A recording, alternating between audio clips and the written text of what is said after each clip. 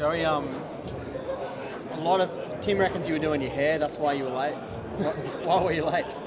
Well, that's a compliment. I guess he's saying my hair looks good or something. But no, we had some team that actually came in right when we were about to leave that needed to come with us. So we were waiting on them to get to their room and get back down.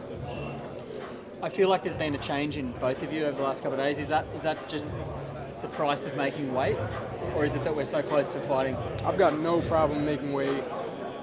I'm ready to go. I think for me, it's just the intensity of getting ready to fight this man, and it's normal. It's par for the course. We're both getting closer to going in there and trying to take each other out. There's a mental shift that takes place for a lot of fighters when it gets close. So. I haven't seen Tim this animated before. Do you think you've got under his skin? I don't know. I'm not sure. At the end of the day, like I said, if it is, it's not anything that I tried to do. His team seemed to have tried to do it more than anything. We've got written document. We got everything documented as far as how this actually went down. There's never going to be a pullout. We sent a message to the Rose brothers and to my management, Louis Cubis, and we told them all right after this all started. We said, just to be clear, the fight will proceed whether there's 3 Australian judges or 1. Nobody's pulling out of the fight. We sent that message to them, and then all of a sudden they're telling their media team to put out that the fight's in jeopardy.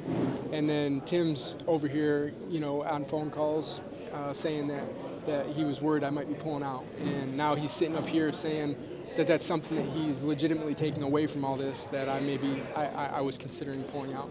It's just funny, like, why does your team need to lie to you? Why do they need to lie to you to get you, in that mind frame? Like, my team doesn't lie to me about anything. I know everything that's going on with my team. If there was something like that going on, they'd be honest and upfront with me. They wouldn't come and tell me that I'm considering pulling out. Tim said you don't seem so relaxed. You seemed relaxed a few months ago, but you don't seem so relaxed right now. What is your mind frame? I'm ready for war. How great is it, and how are you finding the Newcastle experience? I love it. It's a very serene place to come before a fight. It's amazing. It's got a different vibe to it. It's a beautiful, beautiful place. So I'm very thankful to be here. What do you see as Tim's weaknesses? I think that he's got a little bit of a head problem. I think he sometimes battles against what's the right thing to do in there. I think that's why there's been so much talk about I'm going to come out and fight like this, I'm going to come out and fight like that. Unsure. Joey, do you feel like you know what version of Tim is going to come to the ring on Sunday? He's been talking about fighting fire with fire, and a lot of people think that's not the right way to go about this fight. I know you've spoken about it a little bit in the past. What's your read? I don't think there's so many versions of Tim. I don't think that he's really got, like I said, it's arrogant to say he lost to Bakram just because he came out and fought a certain way, as if Bakram didn't do anything right, as if Bakram didn't do anything strategically the right way in that fight to make him do certain things. It's real easy and a real easy cop-out to say it's based on how I came out and handled things. So he doesn't have many choices in this fight. He's going to have to adapt and adjust to what I'm doing, same as I'm going to have to do with him. It's not like you can write a perfect plan as far as how the fight's going to go. You got to go out there, you got to feel it out, see what's coming, see what's happening, and adjust.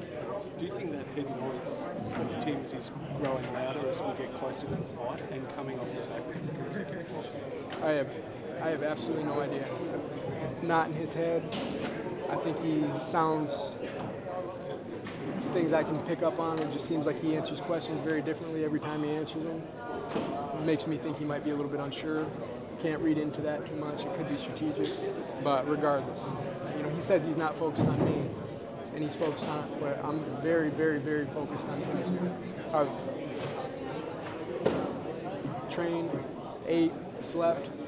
Everything's been about Tim Tzsyu for the last 3 months. So no different now.